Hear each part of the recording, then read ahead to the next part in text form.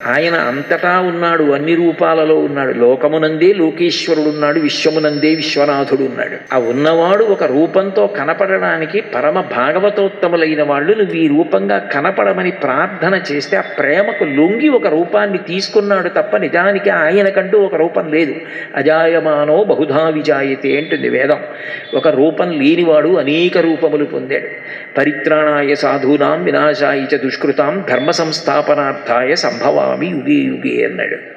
నేను నిజానికి ఒక రూపం ఎందుకు తీసుకుంటాను అంటే మొట్టమొదటి కారణం పరిత్రాణాయ సాధూనాం, పరమ భాగవతోత్తములైన వాళ్ళ మాట నిలబెట్టడానికి.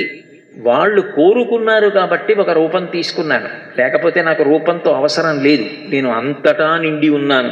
ఇందుగలడందులేడని సందేహము వలదు చక్రి సర్వోపగతుండెందెందు వెదకి చూచిన అందందే కలడు దానవగ్రణి వింటే అంటాడు ప్రహ్లాదుడు. కనపడే దాంట్లో వినపడే దాంట్లో అంతటా వ్యాపించి ఉంది పరబ్రహ్మం, పాలయందు నెయ్యి ఉన్నట్లు. అటువంటి పరబ్రహ్మాన్ని దర్శించాలి అంటే ఆ భక్తి కలిగిన వాడి మాట నిలబెట్టడానికి ఒక రూపాన్ని పొంది కిందకు వస్తాడు. తార అంటే భూమి కన్నా కోట్ల రెట్లు పెద్దది, కానీ కంటితో చూస్తే మిణుకు మిణుకుమంటూ చిన్నదిగా కనపడుతుంది. అది నిజంగా కిందకు వచ్చిందనుకోండి ఈ భూమిని కప్పేస్తుంది. అన్ని రెట్లు పెద్దది అవతార. కిందకొస్తే అవతార.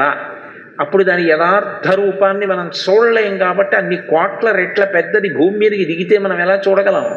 అందుకని అది ఒక రూపం తీసుకుని ఈ మాంసచిక్షు చేత చూడడానికి వీలుగా దిగి రావాలి కరచరణాదులతో, అప్పుడు చూడగలం దాన్ని. అవతారముగా వచ్చాడు అంటే అంతటా వ్యాపించిన వాడు ఒక రూపమును పొంది కరచరణాదులతో కిందకి దిగి వచ్చాడు. అట్లా ఎన్నోసార్లు వచ్చాడు.